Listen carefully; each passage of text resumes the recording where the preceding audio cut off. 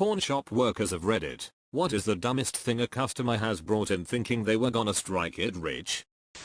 A thief stole our heavy-duty snowblower out of the garage in early July, during a heat wave, and took it to local pawn shop, hoping to fetch a big price for it. After the police called to say they had located it, the pawn shop owner said the guy just couldn't understand why there wouldn't be a hot market for an expensive snowblower year-round. A kid from my school had a letter signed by Abraham Lincoln. He brought it to show and tell one day, and we were all super impressed. In grade 12, he stole it from his dad and went to pawn it. He bragged about how he was going to be rich. It turns out his grandfather forged the letter and gave it to his dad as a gift. Watching Antiques Roadshow a couple of years back, a woman came in to get her old lamp appraised. The show's appraiser took the lamp, said something along the lines of, "Wow, priceless Ming vase."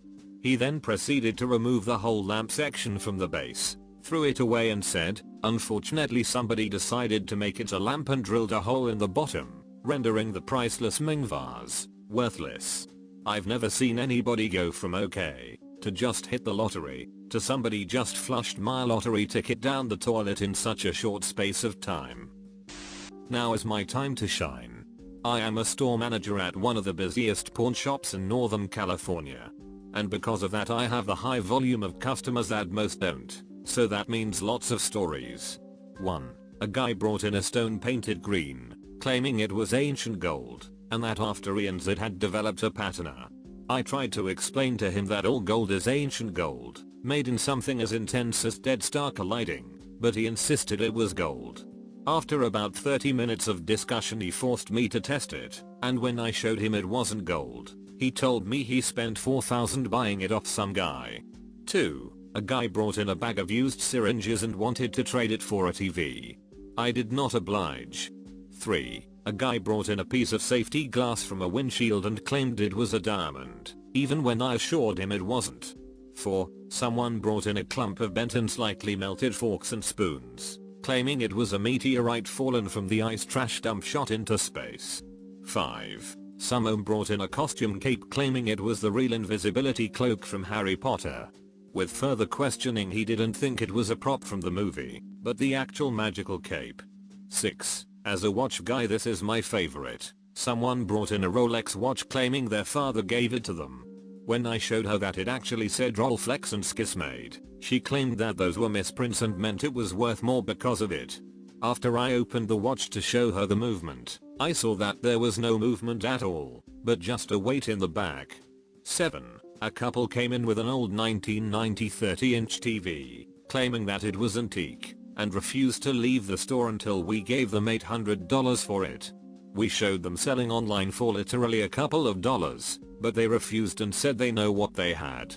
8. Not in line with crazy item, but a good story. A couple used to come in once a week and pawn stuff. Well, apparently one day the wife decided she was done with him as a husband, snuck up behind him in the store, sprayed him in the face with pepper spray, stole his car keys and his wallet, ran out of the store and stole his car. 9. Someone came in with an obviously recently used dialysis machine, still had blood sprayed on it, like they ripped it away while it was in use, I don't know, and tried to sell it for thousands of dollars. We passed. If you guys would like I can do an AMA. If I get enough people interested I would love to share more stories. Had a guy try get $100 for 2 wheat pennies and 2 buffalo nickels, 4-legged. About 5 years ago, I had a guy call the store and ask if we took GPSs. I told him we did. Then he asked the address to the store. I told him. Then he asked me how to get there. One time this guy brought in a chair he said Lincoln sat in. I called my Lincoln chair guy, and he said it was fake. There was a buy and sell by my house that would give you $5 for any game, and sell every game for 10. I used to go in and check prices on all games, and if I would make more than 10 from GameStop I would buy the game, go to GameStop and sell it, and then buy all the crappy games GameStop had that were less than $5, and take it back to the buy and sell to make more money. I was a heroin addict at the time, so that was my job when I wasn't working at the restaurant. Comic book shop employee. Every single seller has a totally mint collection. And a first appearance of Superman or Batman. There have been literally hundreds of Batman/Superman #1s printed over the years. Every time they reboot a series, it starts at issue #1. The people who were polite about it, I didn't mind. The people who thought we were trying to rip them off and that their books were priceless, just did my head in. I didn't work at a pawn shop, but a second-hand movie, music, video game, comic, toy store in KC called Vintage Stock. Games, everyone knows this one. People would buy a game at GameStop, and come in a couple of weeks later and expect us to give them $40 cash or $55 in trade-in for a $60 that tanked. Or people would try and sell us a 5-year-old Madden game, and be insulted at the 25-cent trade-in we offered for a game we knew was going to sit on our shelf. My favorite was the woman who bought 10 copies of FF7 Greatest Hits, and thought we would pay $100 for each one. Sure, if you brought in Suikoden 2 or Luna, we might offer you a nice chunk of change, but if it got a Greatest Hits release, not so much. Comics and toys, every father regretted not keeping his Action Comics one, and every mother lamented not having the original Barbie, but in the late 80s and 90s, they started mass producing that shit. 15-year-old comics and toys have almost no value. Death of Superman and your 100 Beanie Babies are not worth our time. Sports paraphernalia, unless you can prove Joe Montana signed that football, or George Brett signed that card, we can't take it, at least for what you are asking. The Brett Favre rookie card is neat, but why did you use it as a coaster for your coffee mug? A signed hockey stick? Get the duck out. This is Kansas City, we don't know what a hockey stick looks like. Movies and music. In the early to mid zeros, when Netflix mailed you movies and Steam didn't exist, all media was physical. Or downloaded off Kazaa. That didn't mean we would give you $5 for every DVD and $3 for every CD. Nobody wants to buy Yanni's Greatest Hits, and we already have 16 copies of Spider-Man 2. Garage sale moms would come in with trash bags full of random crap, and expect to make a living off of it. We would sort through so much crap over the summer, because a bored stay-at-home mom thought giving the grandma down the block a check for $20 for every DVD at her sale would net her hundreds of dollars. The big secret, that shouldn't be a secret, is that second-hand stores are still in it to make a profit. If the Beckett guide says your card is worth $30, we are not going to give you $30. If we can sell your shitty, scratched corn CD for $5, we are going to give you $1.5 cash, and $3 trade-in if we are feeling very, very generous.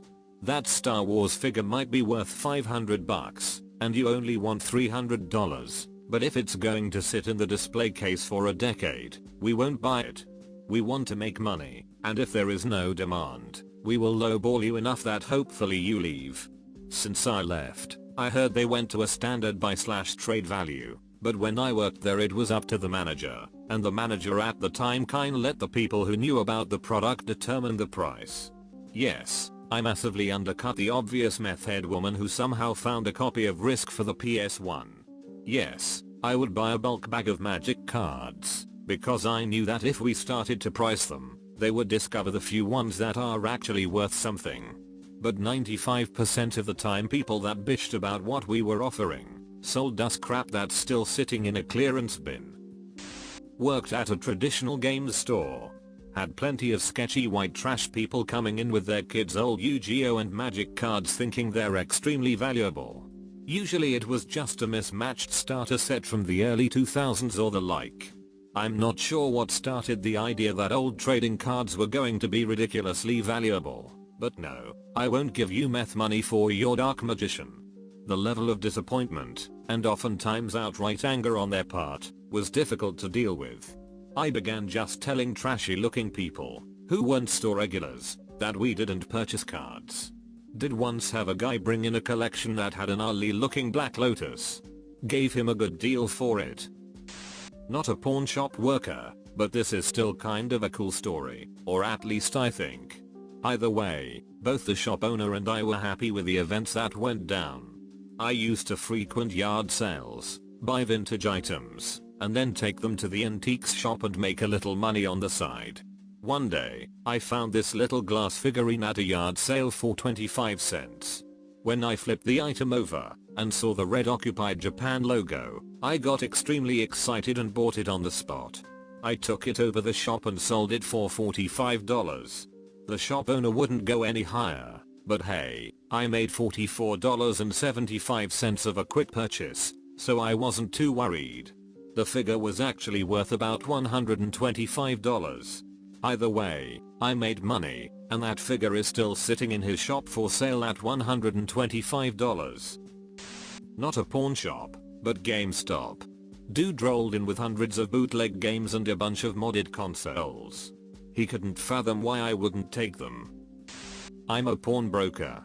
Somebody brought in their dead grandmother's gold tooth, plucked from her ashes, with the tooth still in it.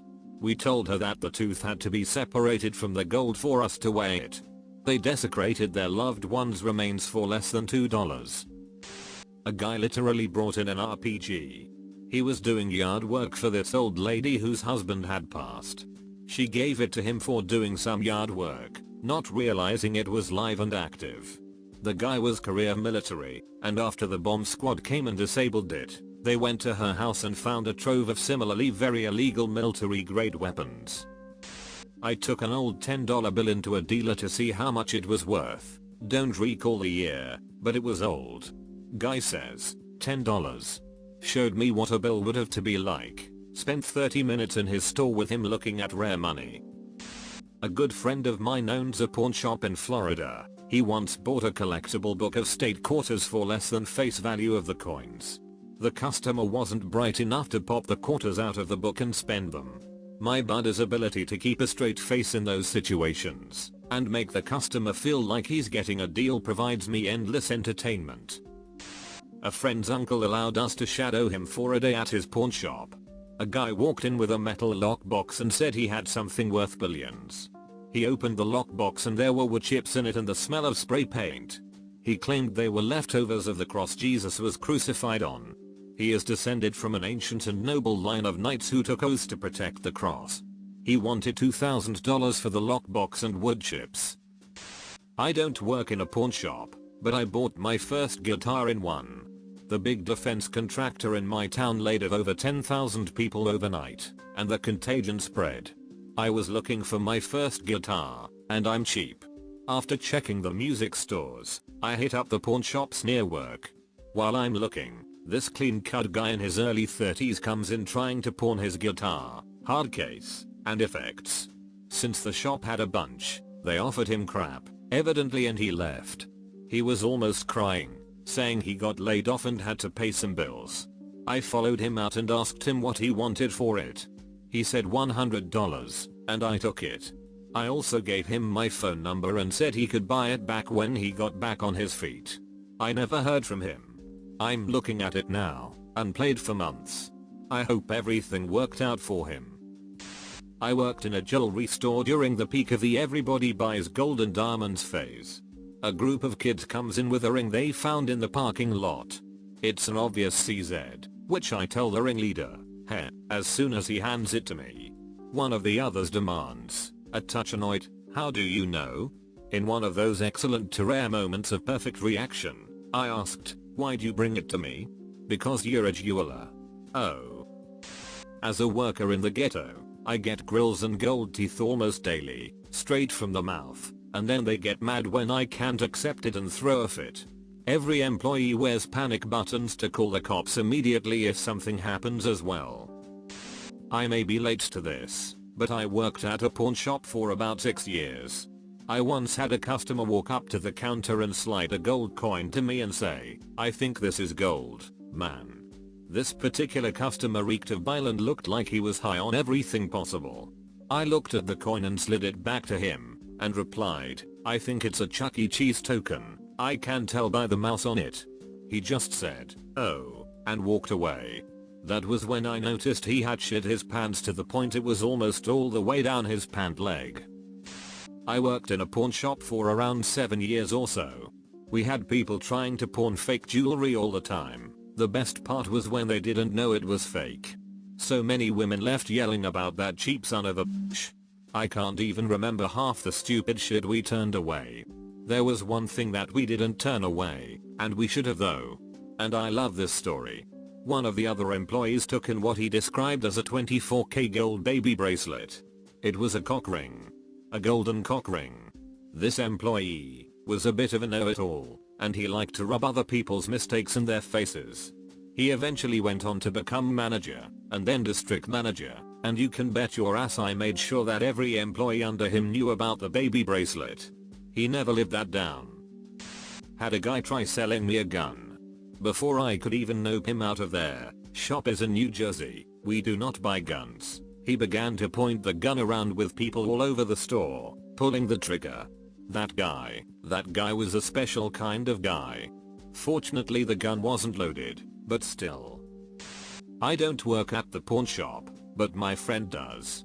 People bring in dumb shit all the time, to get a few dollars for dope. It starts from a candies box stolen from a shop next to the pawn shop, to plungers, rubber ducks, electronics, real and fake jewelry they thought was real, and ending on cars. I just have to say, I've only tried to sell something to a pawn shop once, some kind of CB radio setup and related components, and they offered me $20. When I told them that wasn't enough, they laughed at me and said I wouldn't get a better offer anywhere else. I ended up selling it on Craigslist for $300.